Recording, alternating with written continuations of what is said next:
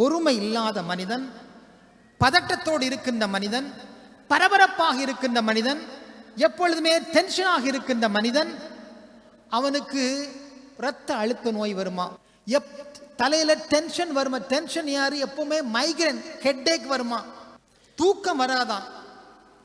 அவன் மட்டும் டென்ஷனா இருக்க மாட்டான், பிரச்சனையா இருக்க மாட்டான். பக்கத்தில் உள்ள எல்லாருக்கும் மண்டைக்குள்ள டென்ஷனை ஏற்றி விட்டுருவான்.